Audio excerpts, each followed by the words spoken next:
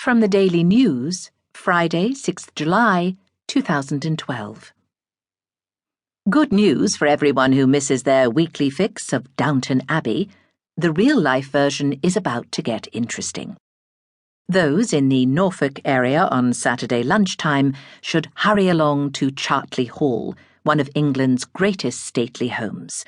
It is the family seat of dashing, brooding Dominic, Marquess of Ranelagh, regularly voted the UK's most eligible bachelor. The house is without a mistress, but my sources say not for long. The Marquess, also known as Nick, has been dating ordinary girl Laura Foster, whom he met when she visited the house with her parents 4 years ago. Theirs has been a stormy relationship, to say the least, with Laura furious at the lack of wedding bells. But I hear things could be about to change. The Marquess has funded Laura's very own pet project, a children's bookshop in the village. It opens this weekend with speeches and a hog roast, and, we presume, a rare sighting of the elusive couple. Will Laura get the one thing she's been wishing for? A ring.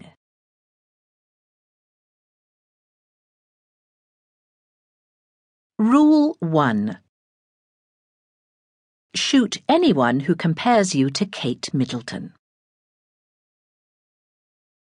Sometimes Laura found her situation funny. Most of the time it was wonderful, if pretty weird. But sometimes there were moments when she'd have to bite the inside of her mouth to stop herself from laughing. She'd close her eyes and wish her flatmate Paddy could see her judge the cutest pug competition, or her best friend Jo could watch her come down the stairs of Chartley in long ball gown, curtsying to a very important royal person. After the moment was over, she'd allow herself a small grin, nothing more in case anyone was watching. Because she was the only one who seemed to think it was completely bloody crackers that she, Laura Foster, was living this life. She had literally nothing to her name, unless you counted her Friend to Animals Brownie badge, and her first prize for Best Doodle at St. Mark's Primary School, 1989. There was only one reason for it, too, and that was Nick. She had realized a while ago that being with Nick meant she had to give up a lot, but it was always going to be worth it. She'd said this to Jo once, sitting outside the pub, glugging white wine spritzers. Jo had swallowed an ice cube and nearly choked to death. "Give up a lot," she'd said after a few minutes, once the colour in her face had returned to nearly normal. "That's blimmin' rich. Quite literally. Get over it, Laura. What are you on about?" Laura had swirled her glass around so the ice clanked loudly like chains. "It sounds stupid. Forget it. But there is stuff you give up," she said. "It's hard to explain." "What exactly? Spending your own money? Living in a hovel?